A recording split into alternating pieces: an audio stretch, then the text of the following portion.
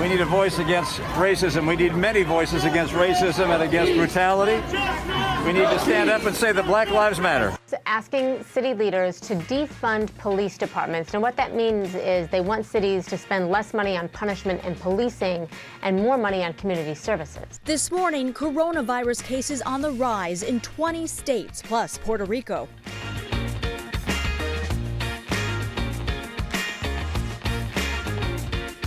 Welcome to Foursquare, the digital video show you can only find right here on Politico. My name's Eugene Daniels. As always, I'm joined by my colleagues Laura Bruno-Lopez, Tim Alberta, and Ryan Lizza. So the first topic we want to talk about is something that I and we all have been watching and have seen that it's pretty shocking to see how fast the views on race relations in this country have kind of changed in the last year. Because I have to be honest, it kind of gave me a little bit of whiplash. And one stat that really stood out to me is that there has been the public support for Black Lives Matter movement, for example, has increased as much in the last 2 weeks as it has in the past 2 years. Laura, I want to start with you about what have activists and organizers thought of these shifting views?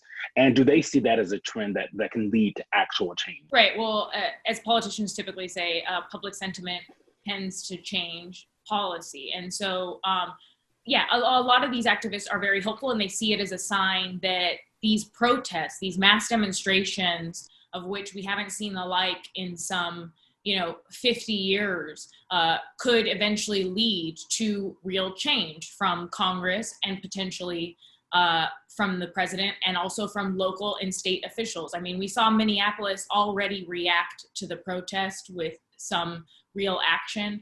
And the fact that the public sentiment has changed so dramatically is really astonishing, as you said, Eugene. And I think that the one thing to remember, though, is that even sometimes when the public sentiment changes so dramatically, where there's a majority support for tangible, actionable change, it doesn't always mean that Congress follows suit. We saw that after Sandy Hook and gun control, that no action was actually legitimately taken.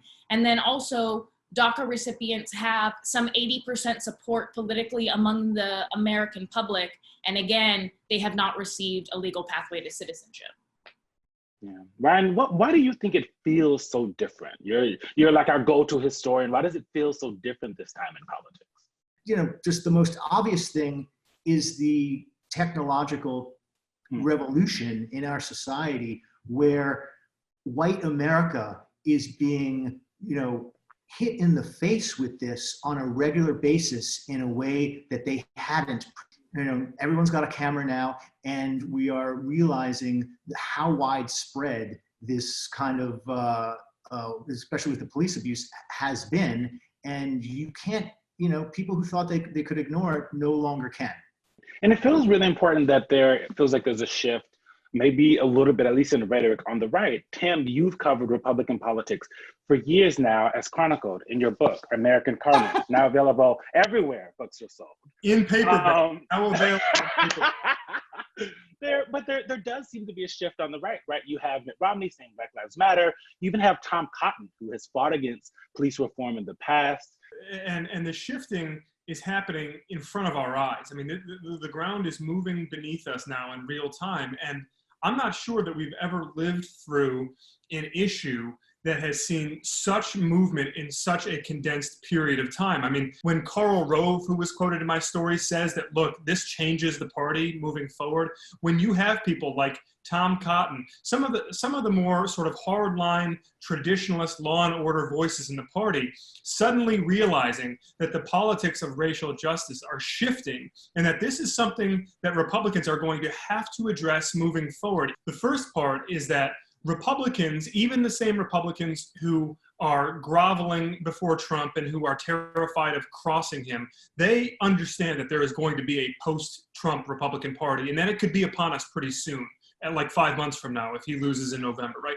So a lot of Republicans, especially those with ambitions for high office, they are beginning to maneuver themselves sort of quietly but noticeably to prepare for that future. One of my favorite lightning rounds that we do is counter programming. There's so much news popping off all the time around here. So I want to give each of you a chance to give people kind of a quick rundown of something else that we're not covering on this show that's happening. Laura, I'm going to start with you. LeBron James retweeted my story on and on the election. It's a serious issue though, but yes, I just name dropped LeBron James. So he retweeted my story on the election mess in Georgia, their primary this week, and there were long lines. It was an election failure across the board. And again, when that happens, it typically disproportionately impacts voters of color. That is something that we're going to be keeping an eye on, and how these states are preparing for November to ensure that the same issue doesn't happen again, because there were voters waiting in line for 5 to 8 hours. Well, Laura teased us with sports and then went back to politics. So I feel it's my obligation to stick to sports. Yesterday, the Major League Baseball annual draft, my Detroit Tigers had the first overall selection. They took Spencer Torkelson, who has a big old powerful right-handed bat out of Arizona State. This is finally, after 5 or 6 years of lost baseball for the Detroit Tigers, a cornerstone, a centerpiece to rebuild this franchise around. Tigers fans are very excited. Now, if only we could get baseball back on the field this summer. I'm still not optimistic about that. You know, as the protest movement has swept the country and dominated the news, the coronavirus story has receded into the background. And I've been watching the numbers really carefully. And I think what's getting lost in the coverage of this movement is the coronavirus increases in over 20 states are getting kind of scary. And we're about to see this summer if we were all too optimistic about reopening. A call that we've been hearing a lot more, it's not new if you've been paying attention to the Black Lives Matter movement, is the defund the police movement. Before we get started, before I start asking you guys some questions about it, I want to start with a clip from an interview I did earlier this week with Alex Vitale. He is the author of The End of Policing. What we're talking about here is that in dozens of cities across the country, there have been ongoing campaigns to get local governments to readjust their priorities in very concrete ways. We're just spending too much money on policing, and we've given the police responsibility for too many things. And so mostly what this movement is identifying specific budgetary dollar amounts and asking or demanding that be transferred over to community identified interventions. Ryan, that call to defund the police doesn't feel like it's breaking through in any real way everywhere, right? Like, it doesn't feel like it's as clear to people what that means. Does it feel like it's just a marketing thing? Yeah, I think it's mixed. I think people who actually understand what it means, who are politically sophisticated but oppose it anyway, will take the opportunity to say defund the police means, disbanding the police altogether. So if you call 911, nobody's coming to your house. And so there's a little bit of that going on. If it takes 2 or 3 steps to actually explain what your slogan is, I think a lot of smart, sympathetic political strategists have a point when they say, maybe that's not the best slogan. The other side of this is from the pro defund the police perspective is, unless there are people out there pushing the debate from the left in a slightly more radical direction, then it'll never even get to the middle, right? And there's been some activists on the left who have championed that theory, and successfully in the last few years. I think Ryan's being very charitable here. What Ryan wants to say, and he's too nuanced to say it, is that this slogan is political suicide, and Democrats. I don't agree. I actually don't think that. I think I originally thought that. But no, and that's why so many smart, sophisticated Democratic strategists are steering clear of it, because they understand that, yes, there is nuance involved to what the policy proposals are, but slogans matter in politics, catchphrases matter, and when you have to spend time unpacking what it means, there's this old saying, this old axiom that when you're explaining, you're losing, and this is not an election where Democrats want to be on the defensive. They want to be on the offensive. Real Clear Politics average has Donald Trump down nearly 10 points why you would want to throw any sort of a lifeline to him and to the Republican Party is beyond me at this point. And that is the danger of a slogan like this. Defund the police is a nuanced conversation, and Democrats know it's nuanced, but they also know that if it's defined before they can even present exactly what their proposals are, then they're losing the battle in, as Tim said, having to spend all this excess energy in trying to explain it.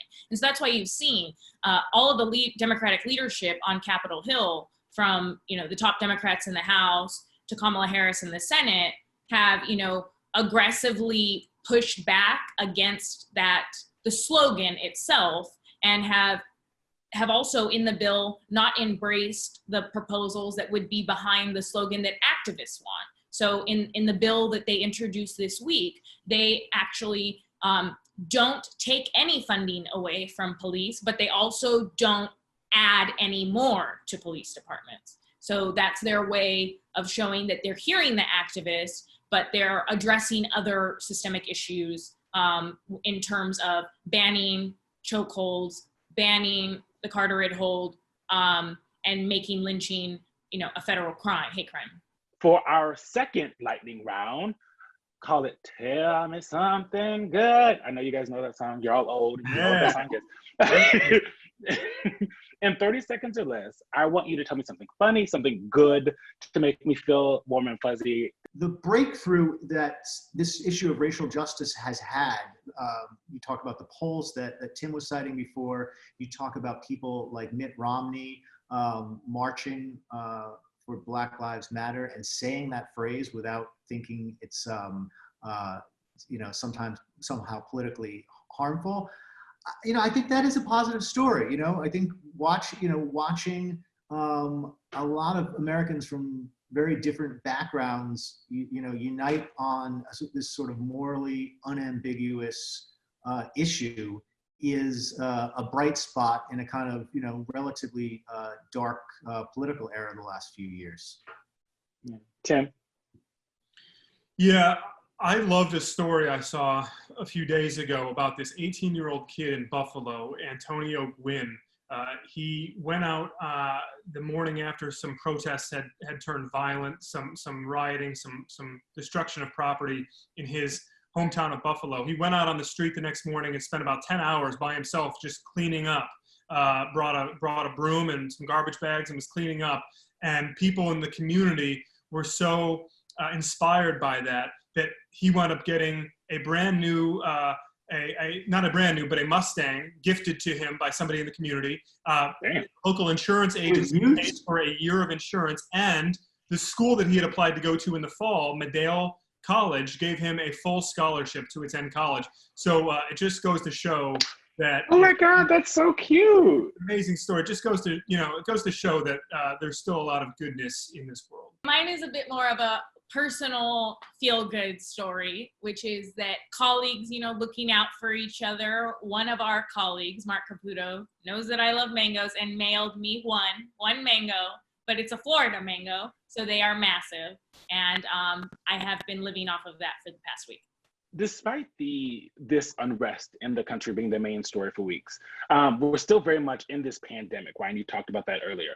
But if you walk around DC, that's where I live, things feel like they're going back to normal a little bit, and around the country, that feels like it's really the case. Yet health experts are still warning, one, we'll get a second wave in the fall, and you have 20 states that are going back up in the amount of cases that are happening. Tim, how hard do you think it will be to convince people to go back in our homes and back to social isolation, back to quarantining, if, as health experts say, we are going to see a second wave in the fall? Really, really, really hard.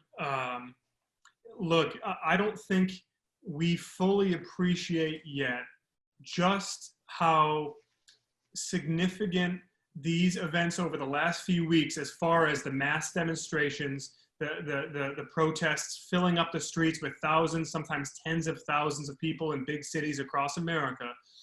Yes, a lot of these people, most of them had masks on, but they're still marching shoulder to shoulder. They're right on top of one another.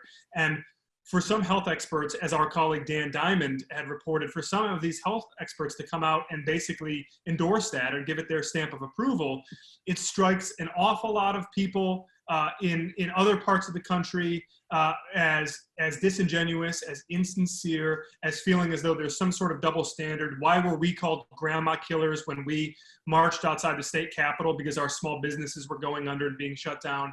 Yet when these folks are protesting for a different cause, it's okay. There are deep sort of cultural undertones of resentment here. And the next time a governor comes out and attempts to tell people that they've got to close down their businesses, that they've got to shut down their schools, that they've got to stay at home, you are going to see a wave of opposition. It's going to be ugly, it's going to be visceral, and I really don't think there's any putting this genie back in the bottle now that it's out. Yeah, and someone who has kind of been wanting the genie out of the bottle for a very long time is President Trump, right? He's been saying that he's ready for, America's ready to be open and businesses need to be open. And Brian, I want to go to you with this one. He's going back to rallies on the 19th, which a lot of people have pointed out, I don't think it's fair to point out, is Juneteenth, which is a celebration for African Americans. And when some people in the South didn't know they were free, and June 19th was the day that they found out, oh, I don't have to actually be a slave anymore. So there's been some issues with the date that he's picked. But I think something that when it comes to COVID-19, like, Ryan, do we know if are they planning to do any social distancing measures as he starts going back to rallies? And he's going to places where COVID-19 hasn't really hit, and that Joe Biden's doing really well. So there does feel to be like a lot of political implications in that as well. I am hard pressed to understand any discernible political strategy that is coming from, I was going to say the White House, but let's just say Donald Trump. And then having his first rally in Oklahoma, a state that was well into the double digits in terms of its support over Hillary Clinton, and is obviously one of a core Republican state that Biden has absolutely no chance in. I don't really understand it, and now he's going to have some, what I saw someone call the COVID-19 rallies. Get all your fans in one place, and I don't know. I don't understand it. I think sometimes people think Trump is some kind of political genius because he defied the odds and won in 2016. But I'm hard pressed to see any sophisticated political strategy right now. Laura, you have written a story that more than 53% of reported COVID-19 cases in the US are missing details about race and ethnicity. First, tell people why we're missing that data, and more importantly, why that's concerning. Right, so it's improved over the last few months, but still 53% is a massive chunk of data that is missing. It's missing for a variety of reasons. One is that there's breakdowns at the physician level, there's breakdowns among private testing labs. Most private testing labs actually don't even allow for ethnicity to be written down or input when they are taking in a testing kit for a person. And then, so physicians, whether it's because they're overwhelmed or because of the massive influx of cases at the beginning, were not documenting race and ethnicity as diligently as they should have been. So, and they're also, that really comes down to state level. Are they aggressively checking in on hospitals, on physicians, on testing labs to say, we need this information?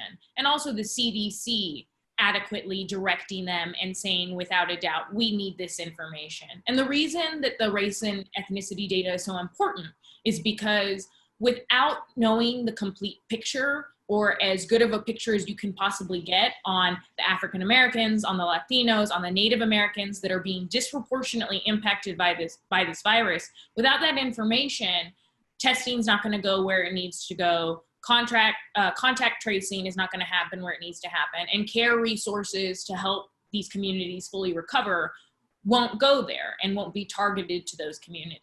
So I think that an important point to make about what we're talking about with this pandemic is that in certain parts of this country, it never plateaued and it never really went away. There are surges in places in Wisconsin, in places in Illinois, and also Baltimore. Epidemiologists I talked to there said that it's just been a steady persistence. It's never really died down.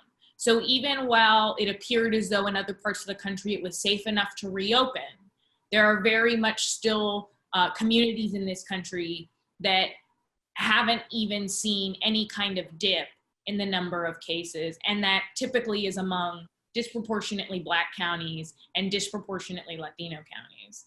So I just think that we can't forget that that is still happening. It is, with all of the things happening in 2020 and how 2020 has kind of been shaping up, on top of everything, a lot of things are touching back on race relations and how that's worked in this country. Thanks for joining us. And as always, you can catch us here every week covering politics in a way that only Politico can.